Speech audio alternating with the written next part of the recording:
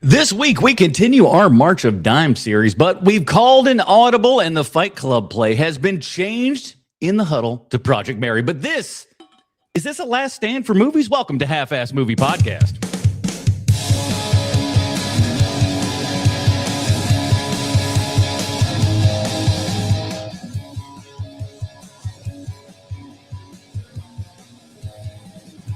Welcome back, you dirty babies, to another Half-Ass Movie Podcast, a show where we put together a half-ass theme as an excuse to watch movies. My name is Adam Portress, and joining me today, he's that Sean like spaceships guy. Sweet Sean's a Kovacs from the internet.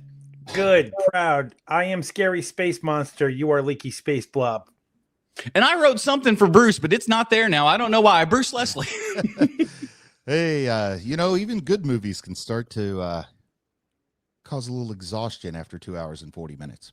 Well, we'll get into all of that good stuff as the March of Dimes continues this week, ladies and gentlemen.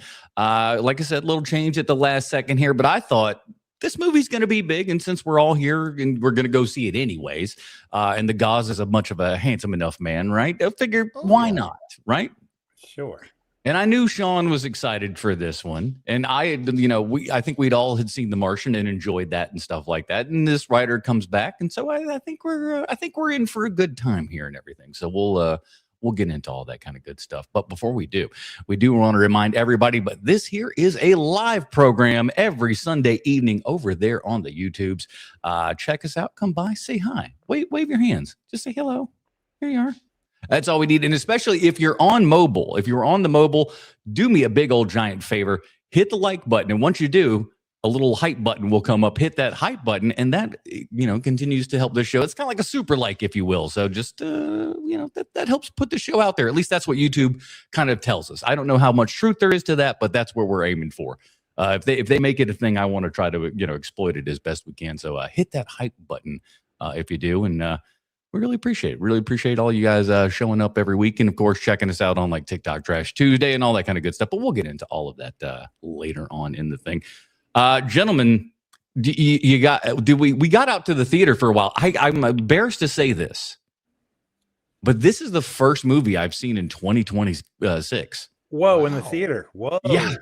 For me, that's a wild statement right there. Yes. I'm trying to think back. I'm like, no, this may be the longest I've gone without actually having seen a movie in the theater for some time. It's kind of nuts. Wow. But we'll get into whether or not it was worth our time and everything. No, I think it was. I'm going to go ahead and spoil just a little bit because I want people to know this movie's great. This movie's great, and I want more moviegoers to see it because right now, this movie has made $140 million worldwide for its opening. Whoa, really? Wow. Which is great. That's awesome. Kind of an awfully good movie to put out in March. It looks so good. It's so well written that you'd think they'd hold it back for the fall for like Oscar bait. I don't think they knew what they had, quite honestly. It kind of felt like that because, yes, there was a marketing budget to this, clearly, but it wasn't something where it's everywhere in your face all the time. It's kind of like it had like a mid-tier quality to it, it felt like. And so to see that it's made this much money already is really heartening because more of this, please. Yeah. And we'll get into some of the reactions and stuff that we've seen over on the internet and things like that. It's very encouraging, very encouraging.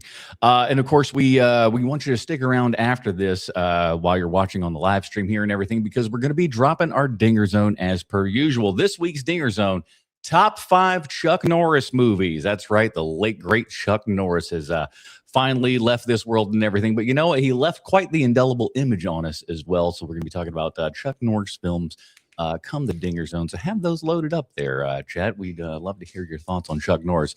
And I know MVD's in there, so for sure he knows, like I'm sure he probably knows Chuck Norris left and right far more than all three of us combined, let's be honest. For sure.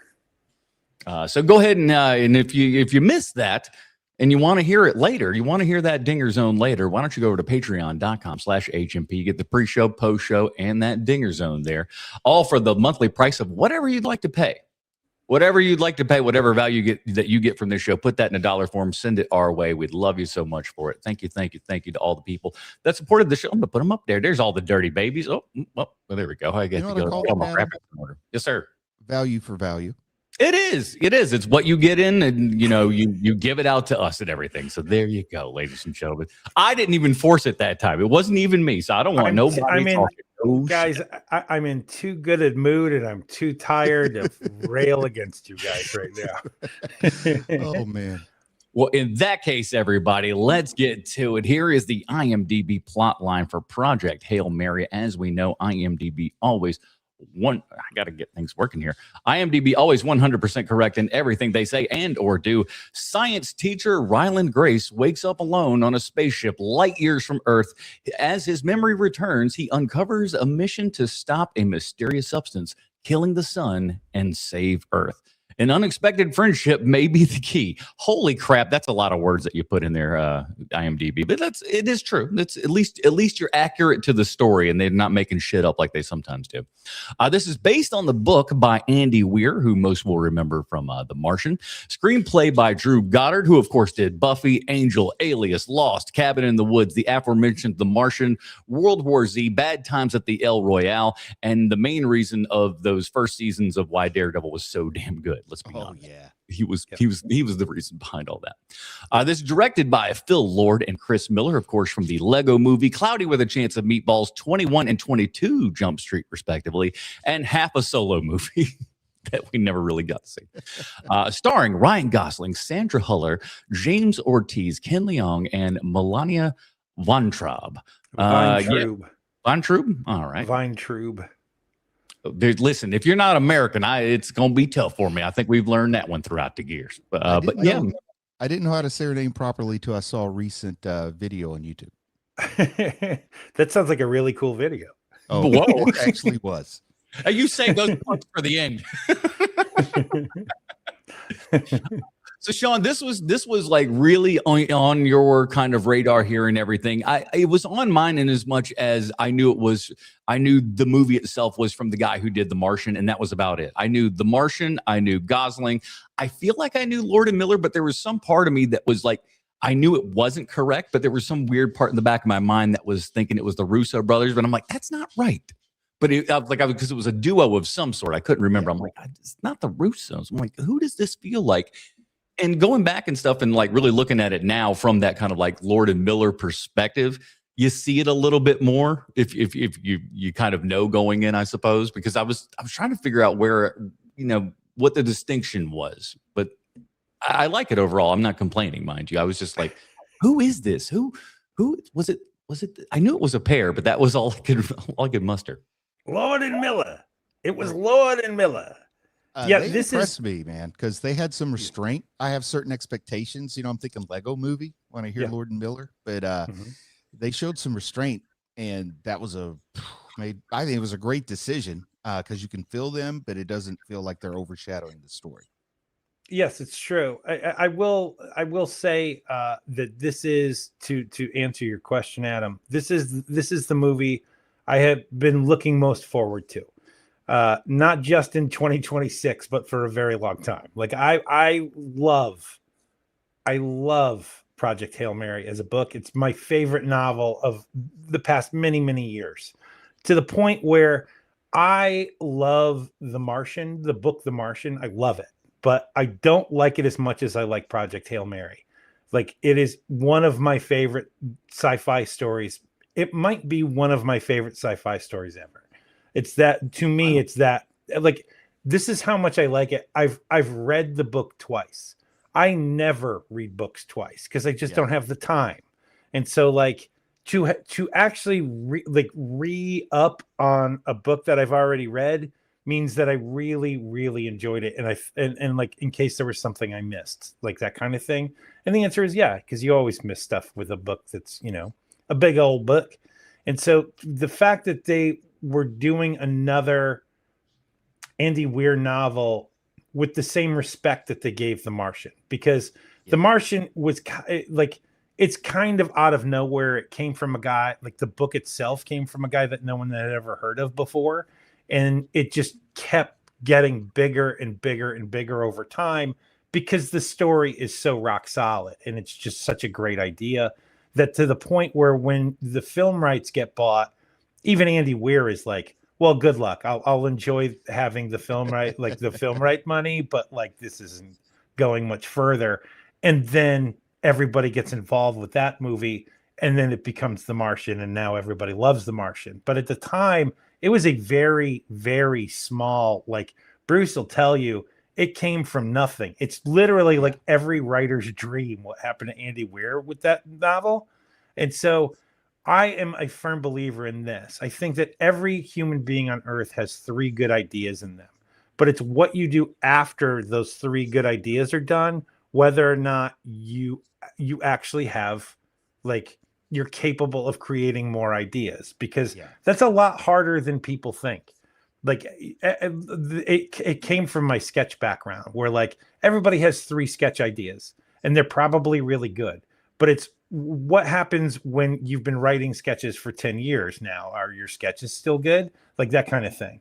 Mm-hmm. And so that's kind of what I had an expectation with Andy Weir, where I thought that Andy Weir might not be able to hit like he did with The Martian, but he hot damn, he made a better book than The Martian is, in my opinion. It's one of those books where it's just like there's so many ideas in it that they can't even put all the ideas that are in the book of Project Hail Mary into the movie, because it would be too long of a movie. Like there's so many aspects to it that are just not in the book. So like, or not in the movie. So like, it's one of those things like, have you guys ever read Jurassic Park? Either of you? Yes, book, I Jurassic have. Park. Did you read it after you saw the movie? I read it in the jungle before I saw the movie. Okay, so so before you saw the movie, you read the book. The movie was already out and a big hit, but I hadn't seen it, so I read the book in Madagascar. Then I saw the movie in Nairobi. Right. So here's the thing, right? Like one does. So here's the thing, right? Like, if you, I've experienced this a couple of times before, where if you watch a movie and then read the book that the movie is based on later, it's like you're getting additional scenes of the movie, right? Yes. Especially if it's a movie you like. That's totally what happened to me with Jurassic Park. I had not read the book. I saw the movie first, then I read the book. I thought the book was better. And that's generally the case with most things, where, you know, like, it's not a slight against the movie that I like the book better than the movie. That's 99% of the time. Like, I can name on my hand when the book, when the movie or the TV show is better than the book. Like Fight Club is one of those where the movie is better than the book. I like the book a lot, but it's not nearly as good as the movie is.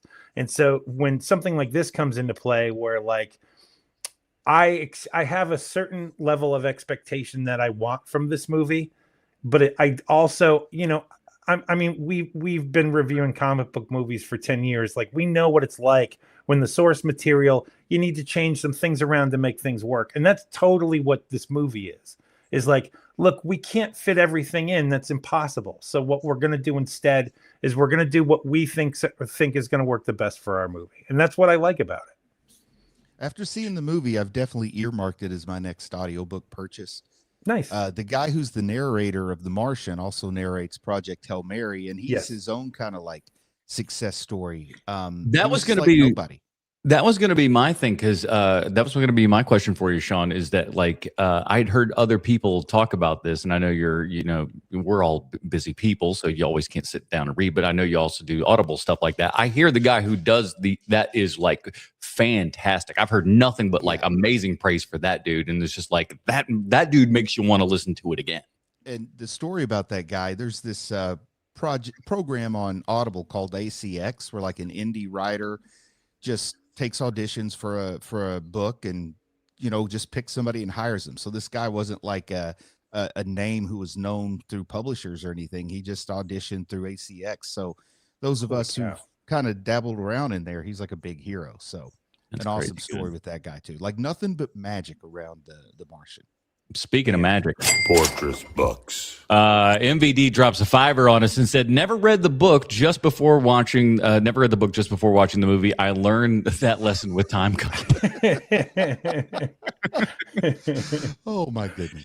And he means the book Time Cop was the book Time Cop was based upon, not the actual novelization of it. He wants those are two separate things, very different things, very different things. Get them wrong.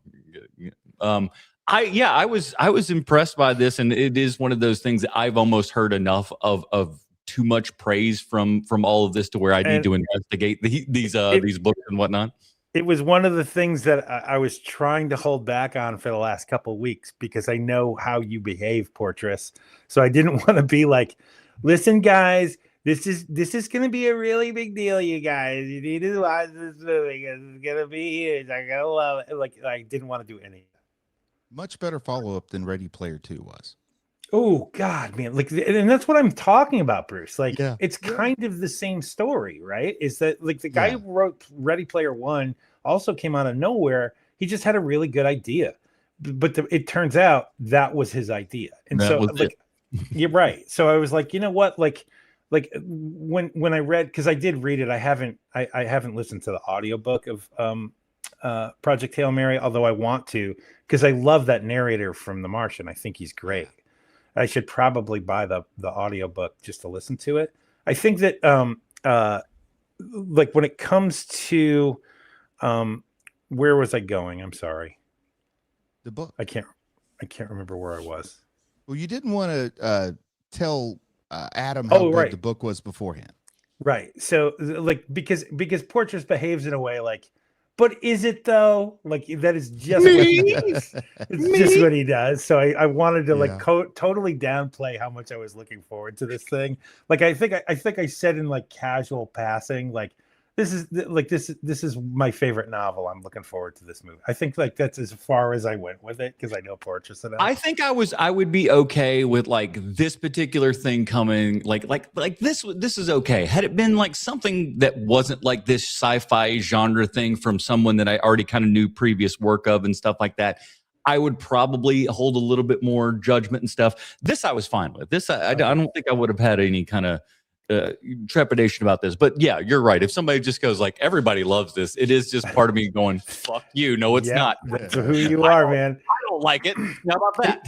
You'd already tipped your hand a little bit because you were like, I'm seeing a lot of stuff on social media that I think is paid for by the studio. People saying how great this movie is, and I was like, well, I could totally see that. Like I could completely see that. But also the fact that Portress, like immediately, that's where he goes to with it when it comes to critiques of the movie. I was like, okay, I'm going to shut up about this thing until my dumb show lands. It's good. Oh yeah, yeah.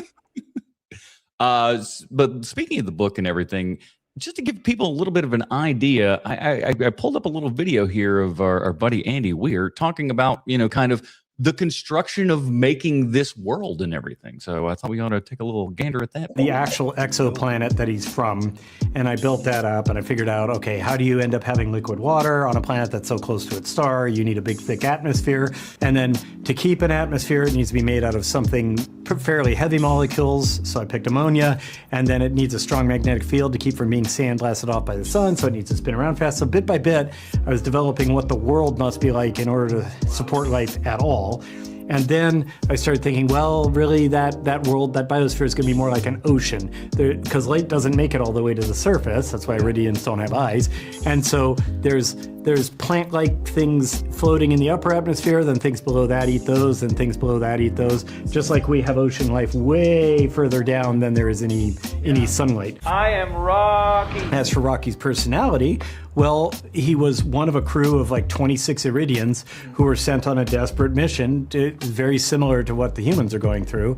They have to find out why their star is dimming, and they figured out that Tau Ceti isn't dimming, and they've got to find out why. And he was the only survivor because they're not as advanced as we are scientifically when it comes to space travel. So this will go on for another minute or two, but I just wanted to kind of share that to just be like, this is how this guy kind of thinks out the stuff and That's why I think it works so well between this and like The Martian and everything. This is somebody who like writes science fiction, like Ron Cobb designed spaceships, right? Because when he designed spaceships, he's just like, not only am I making this look cool, I can tell you what all these parts do. Right. And he's the exact same way. He's just like, I'm gonna write this cool story, but I'm also gonna can tell you how it all came together, which is what's the raddest part about it. I mean, that's the idea of hard sci-fi versus light sci-fi or whatever, but the science is really there for hard sci-fi. And you can tell that this guy really is into it. I'm like The Expanse has hard sci-fi. A lot of hard sci-fi I don't really enjoy. So to find a way that I really like it and I'm intrigued by it is quite the accomplishment. But isn't this guy, Sean, like a physicist or something before he wrote? No, he's an engineer. He was an engineer, but he's an engineer for software. Like he's a software engineer. Okay. So like he had a job where he was just like, you know, like I like my job. So I don't want to quit or anything, but he had been laid off, or like he took the severance package or something. And he was like, you know what, I'm going to write this book. And so he ended up writing a book that was awful. And then he goes back to work and he starts writing The Martian, and he writes it bit by bit on his blog. And that's where all of that starts. So here, I want to bring this up about Andy Weir, is that when you see video of him from like just after The Martian gets bought, and like he knows Ridley Scott's going to be the director and Matt Damon is going to star in the movie, he comes out and he's someone who clearly like is just a guy, you know, like he's wearing a black t-shirt, he's wearing jeans, like, you know, he's kind of in shape, and like, you know, like just like bing bang boom, and I'm the writer of The Martian. And then smash cut to this video, and he's really just leaning into the writer thing where like, I'm wearing a dumb hat now, I've got a golf shirt on because I don't care if anyone thinks I'm cool anymore because I'm Andy freaking Weir. And I do have to say, I really like that about him, is that he's like, oh, thank God I don't have to pretend I'm cool anymore. I love that. All he needs is a blazer that's 2 sizes too small, and he's Brandon Sanderson. Not far off at all, actually. This movie, I was excited about it. The world is excited about it because my brother went out to see it in IMAX here and everything, and even picked up the popcorn bucket. Whoa, look at that. So I thought that was kind of, he was just like, and he saw this IMAX screening at 9:00 in the morning. Wow. That is dedication. Well, honestly, it's because the movie's like 3 hours long and stuff like that. He and I were going to go see it, but by the time I would have gotten off of work, and the schedule just didn't quite mesh out and everything. But he got in there at like 9:00 in the morning. I was like, God bless you. I had such a blessing. My youngest son, without any encouragement from me, wanted to see this movie independently. So we went and saw it at noon. That's awesome. And then we went and ran some errands, and then I had to come home and take a nap. It was a long afternoon. So let's kind of get into the story a little bit here. We kind of heard a bit about the story from Weir there and everything, but one of the things that I was most intrigued about with the story is how it's told to us. We're kind of all over the map. We're going back and forth between timelines and stuff, and delineating those timelines with your kind of full frame versus scope and everything like that. And the interesting way that they can kind of at times almost meld those two together, because things are kind of flexing in our minds, so to speak, and everything. But it's really cool and interesting way to do this. And I think for a movie that is like this almost 3 hour length here and everything, it's nice that we have a reveal consistently going on throughout the entire movie. You're really learning something all of the time and going like, oh, now we're starting to put those spots back together and stuff like that. And Drew Goddard, again, is someone else who's like worked under like Lost and all that kind of stuff. That's what you need, is to have all of those kind of balls in the air at the same time. Personally, for me, both timelines were equally interesting too. So it's like I would be curious about one, and we'd be there for a minute, and I'm like, okay, let's get back and see what's happening over here. And they really timed that out right, for me at least. Is the book organized like that too, Sean? It is. It's the same.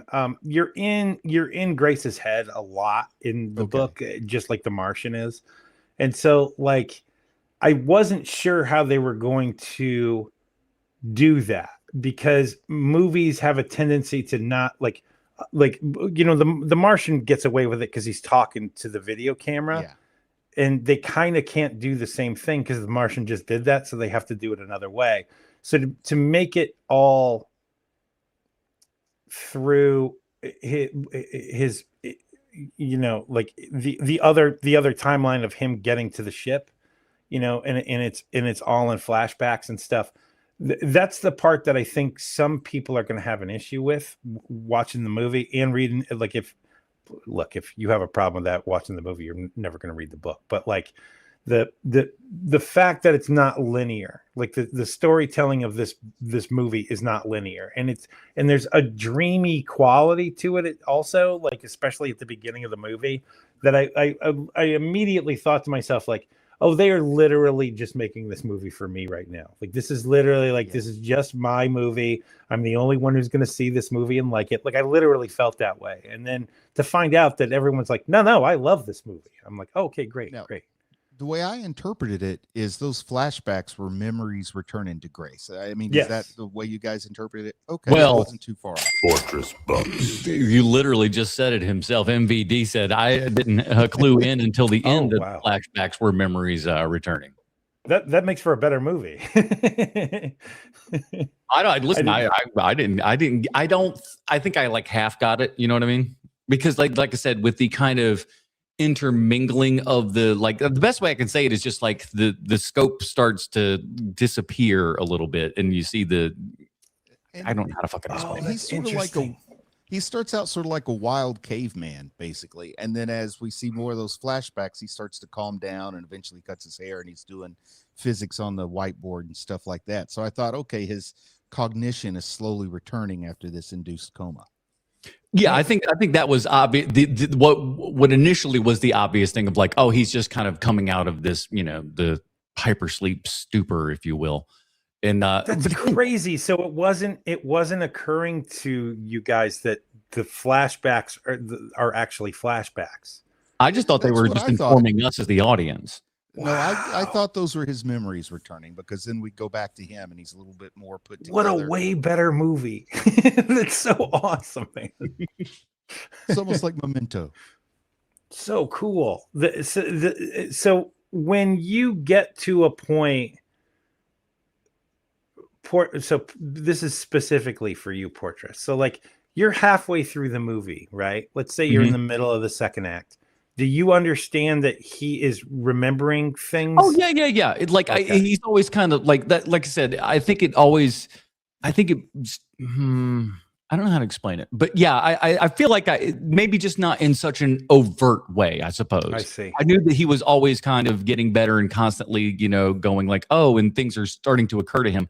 But again, I always thought, I guess I always equated that a little bit more to just being further away from the hypersleep, so to speak. I see.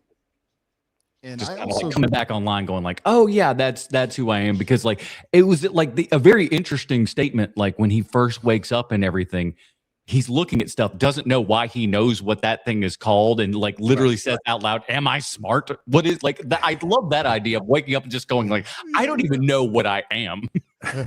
Well, if it was written by anybody other than Andy Weir, there's also moments where I'd be like tempted to say, oh, it doesn't really work that way. But I know this guy, if he says it works that way, it probably works that way. You know what I mean? He's not just a fantasy writer.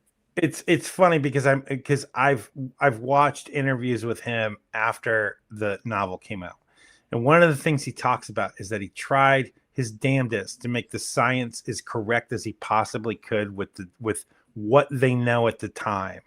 The only part originally that is like the horse shit, like sci-fi gobbledygook, is the astrophage itself, which is the stuff that's eating the sun.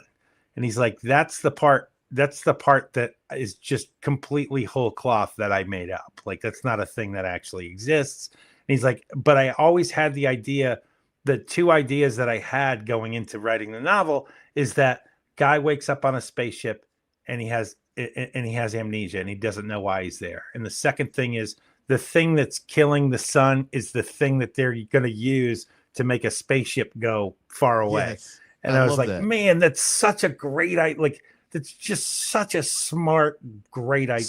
God damn it, I love Andy Weir. so much better than just making it another antimatter drive or solar Right. cells or something Right. like that. I love it's his own idea. Like there's so many of that in this movie though, where it's like again and again, I'm like, well, I've never seen that before. Well, I've never seen like that's what recommends this movie to like somebody who just loves sci-fi like me. And it really threw a curveball at me that I appreciated early in the movie, because the first thing I'm thinking is this astrophage is going to prove to not be organic life form. It's not going to be carbon based. But then after all the research, you get to see Grace all deflated because despite the fact he's discovered a lot about a new organism, he's totally deflated because it doesn't support his argument that there's life forms not based on carbon and oxygen and hydrogen. He's more bummed out about that than he is about the fact that he kind of knows how it works. He's like, it's mostly water. Damn it, it's mostly water. And so I will have one little tiny thing that I'll mention that I still don't know if it's an issue or not. So I'll see what you guys think, but we're not quite there yet. Okay. What do you guys think of Gosling in this? I think he's great. I like him better here than as Ken. Yeah. I love him as Ken. I think he's great as Ken. He might be the second best thing about that movie to me. He really was. It's like if he wasn't playing Ken, I don't think that movie's nearly as good as it is. I think it'd still be fine, but like he brings a little quality to that movie that's just like, this is what I needed to make me really enjoy this movie. He's just he's so funny in it. I love it. I know there's a lot of recency bias right now, but I think this might be my favorite performance of his. Oh man, Fortress Bucks. Everybody, the Night Bard has jumped in and just said, hey fellas, I haven't seen the movie yet, so I'll have to listen later. Just wanted to pop in and say love you. Love you, Night Bard. Buddy. Thank you, sir. Thank you. Listen, you're gonna like it. So that's the best part of all this is go out, watch the movie, come back and enjoy the podcast, because you will certainly enjoy the movie, I believe. Yes. Alert. But yeah, like the way he plays the teacher riding the bike to school and how good he is with the kids. I mean, it's not exactly what I'd expect a Rosling role to be. And then he's also someone hasn't seen the Nines. I haven't seen the Nines, but he's also like this competent, basically astrophysicist once he gets into space, even though he's really a cellular biologist. But he's just I think ultimately that's like my one tiny quibble with the entire movie, and like you let it go because it is what it is. But it's just like a science teacher is going to be the high school. Well, at least like the Insider high school. You've seen Russell Crowe's Insider? It's like that in reverse. Like Russell Crowe gives up his chemical engineering or whatever he's doing to go be a high school teacher, but this is like starts out as a high school teacher, then comes to be this thing. He was a high-ranking academic, and then he came out with one paper that was unpopular, and he just couldn't work at universities anymore. Yeah, because of the way that he behaved. Adam Portras, pay attention to this part. Because of the way that he behaved around the people who were in his industry, that he literally was like calling them like names, and they kicked him out of academia for the way he was behaving. But just something to think about. Just something to think about, Adam Portras. Honestly, I don't know why I'm pointing you out. One of my dreams would be, if I ever get to retire before I'm too old to do it, is to be a science teacher for a little bit. Like I love that idea. That'd be cool. He just wants to say Bunsen burner in front of people. I know this guy. I'm just going to say, have you seen the Muppets? Bunsen? And the kids are like, we don't know what any of that is. The kids are going to hate all my jokes, and it's going to be so fun. Oh, man. Yeah. All the adults do. So, it only stands to reason. But as my own kids get older, I'd still like to be able to teach and interact with young folks. That's really cool. That's a very cool goal to have, Bruce. Like seriously, that's very, very cool. My son wanted me to go ahead and drop out and be a teacher at his high school right now, and I was like, well, we can't quite continue to live in our house if I do that. Right. Look, there's this thing called money, and we need it. So I'm going to continue to do this thing. Dad, you could be a science teacher, then you could be the sponsor of the film club, because they don't have a sponsor now, so they don't have a film club, and that bums my son out. And I was like, I don't think so. I'd be better at one of those things than the other, son. Be a philanthropist, Daddy. Come on. This movie, I just want to praise it because we are doing things in this movie that we don't do anymore, which is we made sets. Yeah. This is not a movie that is just chock-a-block full of green screen and a bunch of horse shit. Yeah. They built things. Rocky is a real, honest to puppet. God thing. It's a Yeah, he's a puppet. It's And I done by like love 5, that. 6 guys or something like that, as per usual. This is Yeah. like a $200 million can-do movie. Like they're actually making practical effects here. They're doing a lot the hard way, as it were. I was just shocked. It feels real. Like that's Yes. part of what makes the movie work so well. Is that for me, I'm watching this and I'm completely immersed in it. Like I'm completely on board. Like, there's certain times that pull me out where I'm like, oh, they left that part out. Like I'll think things like that. But the way that this movie looks, shoots, it all feels so very, very real. And I really like that about it. Like, I think that there is a very real possibility that this might be the last one like this. Like, I think a big budget actioner, this might be the last time it's all in camera real. Yeah. And I'm so grateful that they did that. Me too. So let's talk about Rocky. So we finally meet another survivor here, which is also a great thing of waking up and you've got no one to talk to. You've got no one else. Your other crew members are dead, which is another thing of going like, oh, they sent 3 people. 3. Okay. It seems like such a crazy wild number for I love the explanation that doesn't come out until later in the movie in one of the flashbacks of how he made it there. There's this big explosion just a few days, 3 days before launch, and it kills the science officers because somebody, it's something you are always worried about in medicine, but they turn a nanogram into a milligram and disaster follows. Yep. And I just love that explanation actually absolutely made sense because they did not have time to train anybody else. This is, as the name would suggest, a Hail Mary. So you're putting that third string quarterback out there, closing your eyes and hoping for the best. Yep. I love the fact that he doesn't want to go. Like, there's something. Love the fact.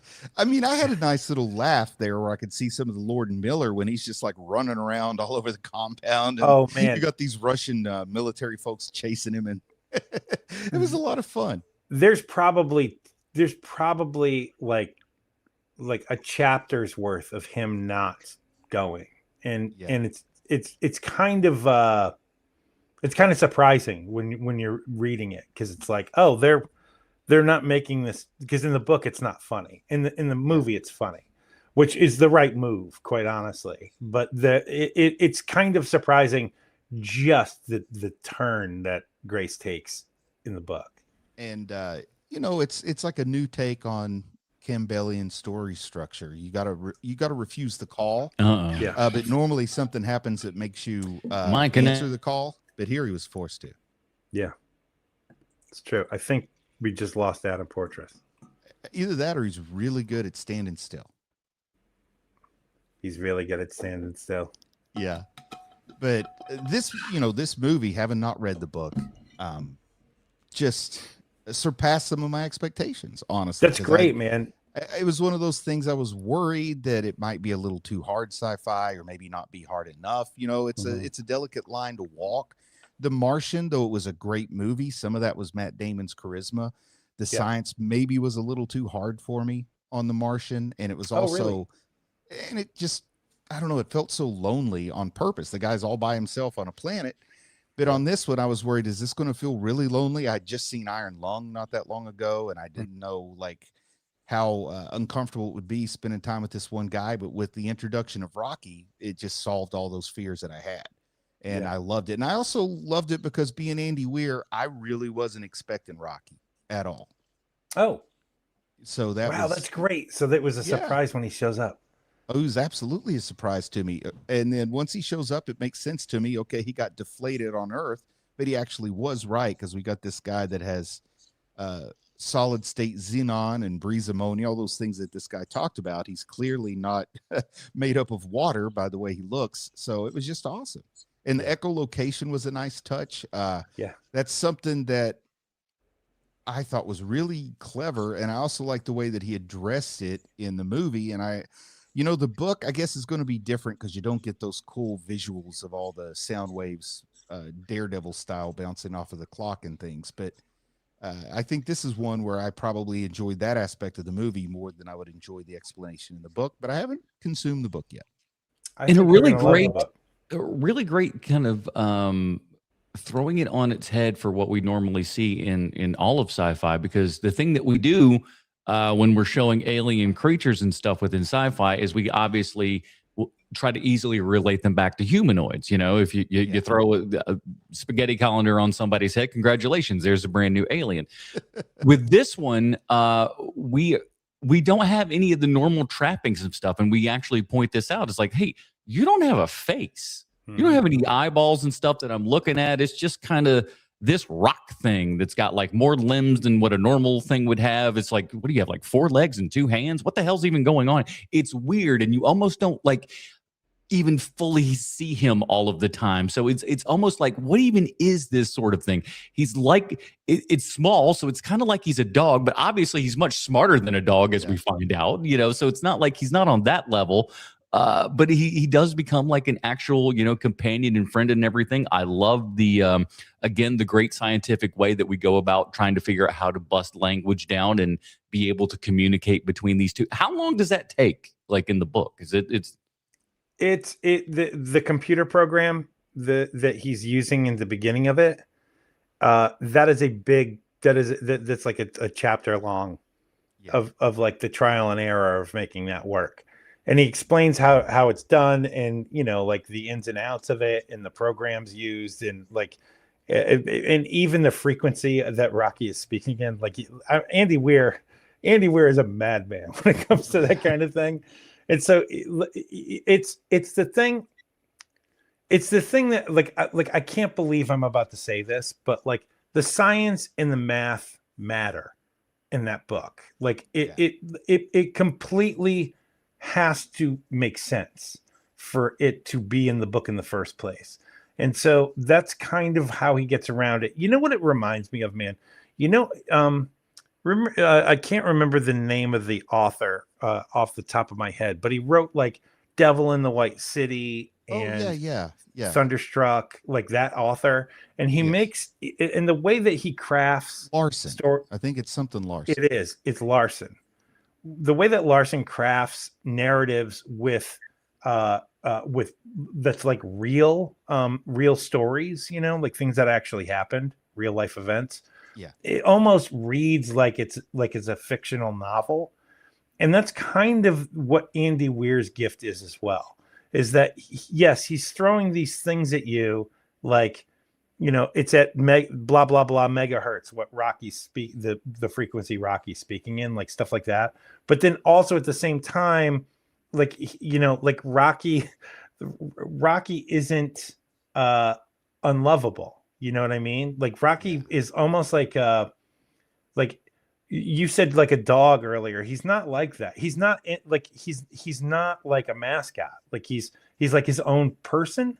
Mm-hmm. which makes it so much more interesting to me. Like if he's like, like a dog, like if they make him behave like a dog or a cute little monkey or something, that's not nearly as interesting as just like a rock man. An interstellar rock man friend.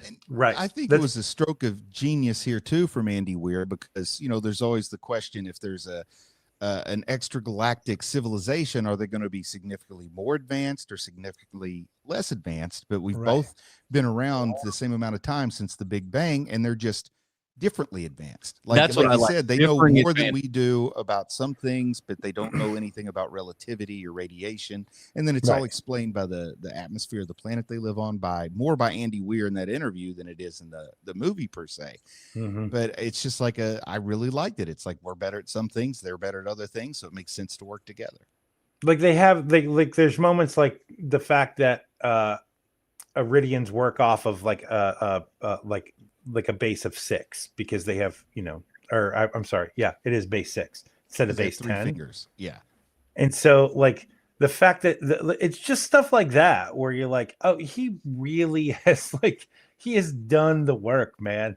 And it's just so fun to be involved in that world for a while because it's just a neat way to look at things like, oh, right. That creature is going to be way better. Like Rocky is much, much better at math than Grace is. And so Rocky is the one like doing the computations for that we need to get from here to here kind of a thing. But he also doesn't, they've never used a computer before because they haven't needed one because they're so good at math. It's stuff like that where you're just like, God, I love this. And he's like a spider weaving a web with how well he can construct those models out of the solid state xenon.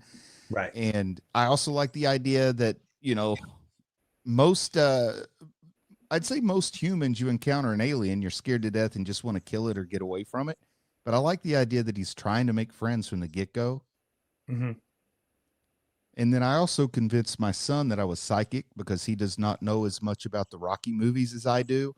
And when he starts talking about his mate, I said, I bet her name's Adrian. And then when Adrian comes out, he's like, how did you know that, Dad? This man is a chubby wizard. What the hell's going on here? Golly, he's just making stuff. It's like, Dad, we need to go by and get a Powerball just before. Too bad we're not still doing the Stallone connection, Sean. Oh man, I thought about that like today. I need more work right now. Thanks. Throw another one on top of it. Why not? Yeah. But yeah, again, I'm sure that would be another Stallone connection we would do, and zero connection to Stallone actually coming back. I'm still one of the highest, forms of just backhanded. Thanks, Sylvester Stallone. A decade, and not a peep, you son of a bitch. And he literally works in my town. Yeah, it's like, come on. And you need the positive press, for Christ's sakes. You didn't bother. There, so many times throughout that decade, you could have used a bump in the like, hey, people like this guy. We would have been that, all right. I also like the way that this movie managed to balance really well with you save the day. Oh crap, something you didn't think about happened. Okay, you save the day again. Uh-oh, now something else you didn't think about happened. I really like that back and forth too. Mm-hmm. Well, it's because it's life. It's life. It's like the second you think like, oh, now we're out scot-free. No, you are not. But a lot of times when you're writing a story, or when some people are writing a story, they don't reflect life as well as this did. It's true. And it's true, I really like the construction, the design of this thing that was like a dodecahedron or something, like a geodesic dome that he wears as a spaceship. And then it looks super cool when he makes one for Grace. Yeah. It's so neat. It's so neat to see also, like, I didn't know what the air tube was going to look like because that's such a big part of the book. And so to see it in real life, I'm like, oh, that's interesting that's the way that they, in their mind, that's what that would look like. And it doesn't look anything like what was in my head. And it's just, it's so interesting to like find that stuff where you're just like, oh, wow, they like what they're doing is very different than what was in my head at the time. But this is really cool. There's a lot of moments like that. There's very few moments in the movie where I was like, oh, that stinks. But there were a couple, but like not as many as I thought there would be. I thought I would be like 50-50 on it, and it's not that. The one part, I guess, that caused me to have just a little bit of pause is there's the big breakthrough when they find the bacteria on whatever this other planet is that they're outside of. They find that bacteria, and then they're like, okay, now we have a way to kill the astrophage. But he had already killed one with an injection earlier in the movie. And I almost think, wouldn't it be easier just to build something like that at scale and use nanotechnology to just go wipe it out that way? But I'm not going to let the truth stand in the way of a good story or whatever that saying is. Mm-hmm. I had something and I lost it.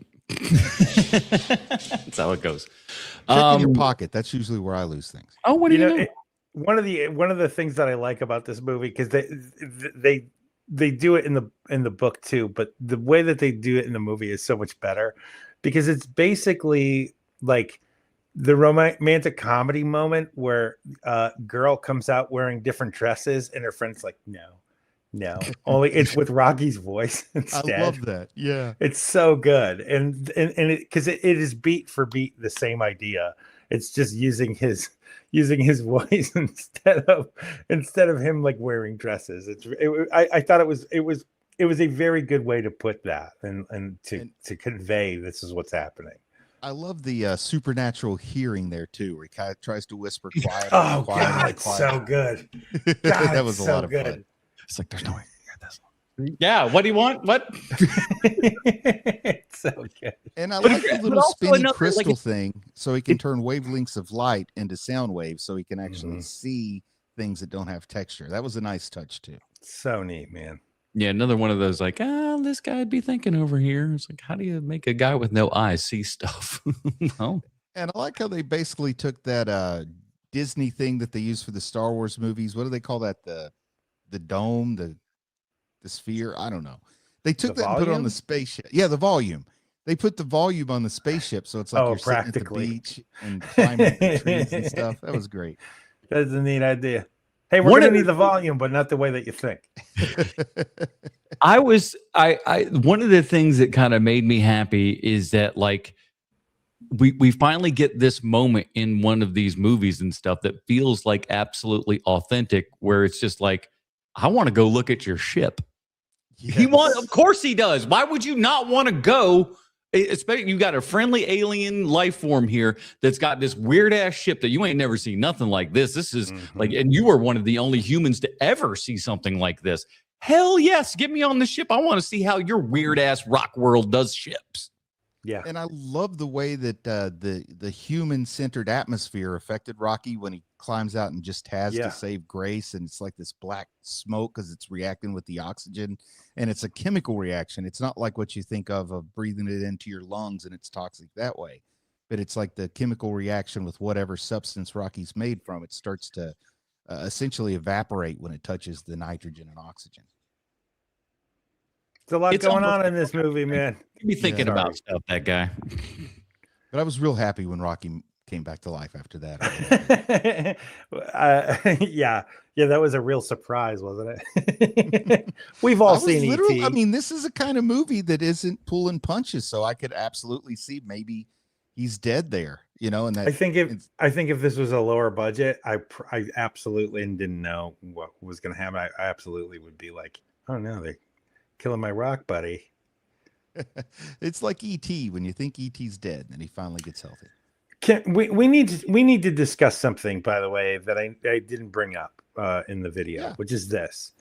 So, you got, Ryan Gosling, like he's a really good actor. I think that there's not too many people who could have pulled off The Notebook like he did, and then you learn later on, like, oh, he also can do comedy really well, right? Like when you think of like The Nice Guys or even playing Ken in the Barbie movie, and then he's the comedy beats in this are really good, and you're like, come on, man, like come on, and then he starts juggling.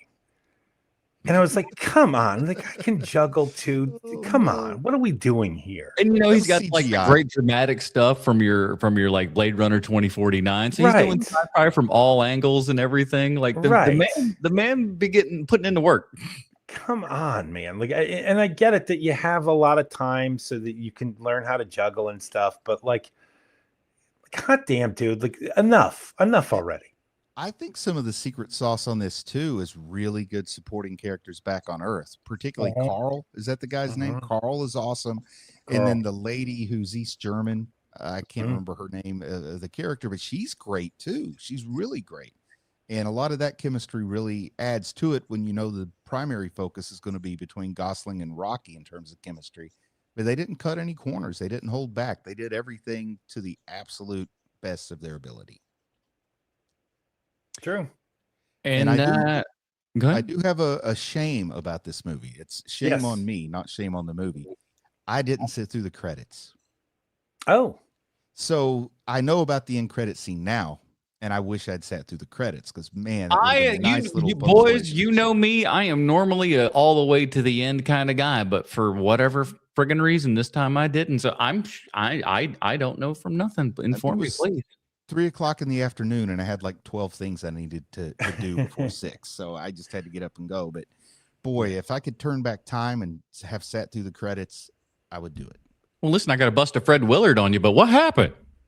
Well, do you want to tell him, Sean, since you actually saw it? Well, I'm not sure if I missed something, but it's all the footage of what the new telescope caught. Like that's what was at the end for me. What I read is you see Ryan Gosling teaching school again, but it's to young Iridians instead of that's at the end of the movie. Oh, okay. I saw him sitting there and asking, do you want more of this, more of that? We're ready for your trip home. And then I missed that. I don't know how I missed that. Yeah. He's teaching all the little and that's what he's like. Hey, I'm just see if I want to go home or what. And he's got a little classroom there with all those little. He's got a classroom with little Iridians there. Okay, I don't know. It sounds awesome, and for some reason I didn't remember it. You made me very nervous, Bruce Leslie. You made me very nervous. You just made me very, very nervous, man. I was like, what are the odds there's anything after this? I'm like, it's an almost 3-hour movie. I'm ready to hit the bricks right here. And I literally sat through to the end. And so I was like, because the James Webb, because all the pictures from the James Webb are in the credits. And so I was like, oh, I want to see if there's anything I hadn't seen yet. And then the credits ended. And I was like, okay, well, I'm leaving then. And I left. And I was like, please don't tell me there was something else. That would have been a nightmare. I apologize. The last thing I remembered was when they said, your ship's almost ready to go back to Earth. And that's where I thought it ended. He's one of those people that he gets to the point where he's like, this is the end of the movie as far as I'm concerned. And it's like, fuck this crowd. I'm getting to my car fast. I'm out of here. Peace out. And then they don't realize that spoiler alert, Fight Club, something like that. He'd be like, good to hear. I'll peace out, y'all. What happened in the last 5 seconds? Yeah. The twist on Fight Club is that there is no twist. Hey, we're talking about that next week, but let's get down to it. Bruce, what is your rating and recommendation for Project Hail Mary? It's such a good movie, man. It's like you feel like you shouldn't even have to ask. I mean, I think this has got all 5 stars. Once again, recency bias. Maybe in 3 years, I'll look at it differently. But right now, I'm loving this movie. I'd recommend it to literally anyone over the age of 7. So, yeah, all 5 stars on that one. MVD says, at the very end of the credits, there's audio of Rocky trilling. Trilling. Aha. Using his real voice. Sean? It's impossible for me not to make this 5 stars. The movie is far better than I thought it would be. The book is one of my favorites. I think that this is the very best of what you can expect of something. I think that if you go into this movie loving the novel and you get angry that the movie isn't like the book, I think that's on you. I don't think that that's on the movie. That's not the movie's fault. And so for me, it's 5 stars. I'm blown away by it. This is the way that I think. I think that The Martian is a better movie than Project Hail Mary, probably. You can watch The Martian over and over again. I don't know if you're going to be able to do that with Project Hail Mary yet, because it hasn't been around enough yet. But I can watch The Martian over and over again. But I can definitely tell you that the novel of Project Hail Mary is better than the novel of The Martian. It's in my opinion. And so the fact of the matter is, this is like one of those movies where it's like, wow, I really can't believe how much I enjoy this. I really was expecting to come out like harumph, but that just isn't the case, man. Fortress Bucks. MVD with another 5 going, it's my fault Bruce had to get home so we could watch a silly movie. Well, I wasn't going to say that I missed the end of that movie to see The Brain Smasher, A Love Story. Wow. For me, I am going to be rocking a 4.5 stars on this one. Really enjoyable. Again, if and you can, ladies and gentlemen, do your best not to know things about movies before you go in. What a pleasant experience it is to just know that, like, nothing. I knew, like, Ryan Gosling's space movie. That's about it. I really knew nothing going in. So, like, really kind of having it all wash over you and figuring out things, and you kind of discovering this movie just as your character's kind of discovering who the heck he is and everything, and trying to put all those pieces back together. But it's not a movie that's about, constant trying to figure out who you are. Once he figures it out, we still kind of, are rolling on there and everything. And it works. And as long as it is, and I'm sure that that's going to be a complaint from people, it doesn't feel that long. It's always chugging.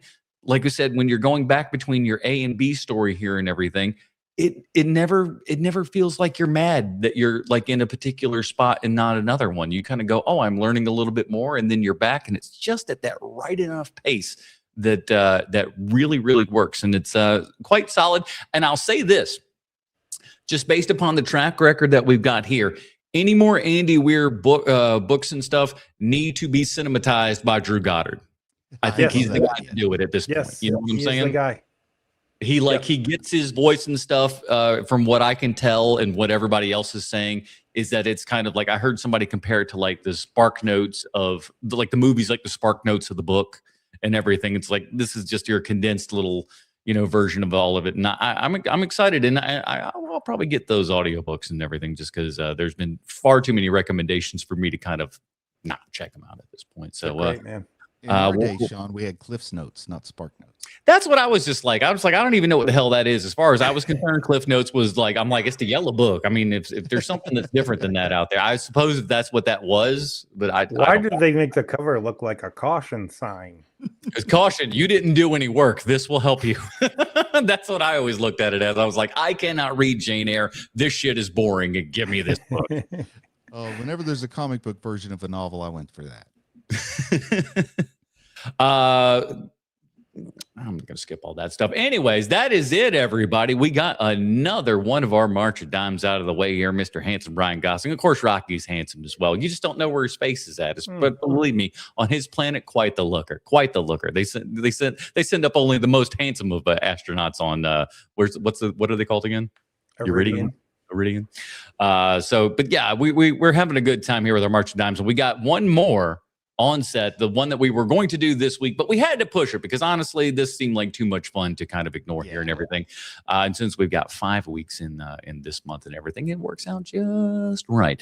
So next week, we're going to be checking out Fight Club and all that kind of good stuff, and talking about Brad Pitt's most handsomest role in all of his movies. And in the meantime, Bruce, where can we find more of your work on the internet? Just go to my YouTube channel. You can get there by either searching for Bruce Leslie or Anime Dad. Both will get you there. And this week, I've got a video I'm really proud of. I did a review of Project Hail Mary, so I want everybody to check that out. No, I'm joking. I'm joking. I did Leprechaun 3. It's practically the same movie. It's practically the same. Leprechaun 3. Sean, have you been working towards anything at all, or you've just been kind of, just twiddling your thumbs? What's been going on? Just lazy like usual. I've been slaving away in the mines. I've made my own YouTube channel called Sean Likes Spaceships, and the very first episode is out. It is called The 10 Best Reasons to Watch Project Hail Mary, and I had one hell of a time during this episode of HMP, not cannibalizing my own stuff from that for this, but we got there. I think I might have said one or two things, but that's about it. I don't even remember. Thank you, Adam. Go check them out, everybody. It is something that I wanted to make a show that I myself would watch, and that show is called Sean Likes Spaceships. Just so you know, I stopped watching it here because I didn't want to have any of your thoughts and stuff in my head, and possibly, I don't know, parse them off as my own. I don't know. Sure. That's not like anything that I would do. Sure. But I was just like, all right, I'll go back and I'll watch once we're finished with everything, and I don't want to have to. I don't want to spoil. I watched it a couple of times, and I think I did pretty good not stealing your stuff. Oh, thanks, man. Thank you.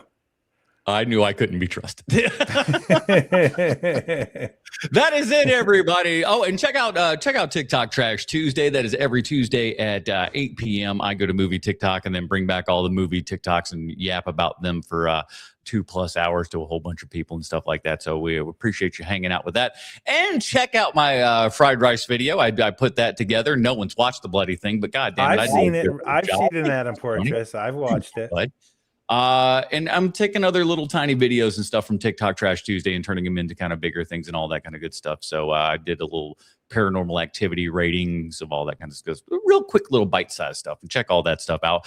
All the links are in the show notes for everything. That is it, everybody. Join us next week when we're talking Fight Club to wrap up our March of Dinosaur Sweet Sean's Covex from the internet. Bruce Leslie, I'm Adam Portress reminding you to get out there and watch the movies, you dirty babies.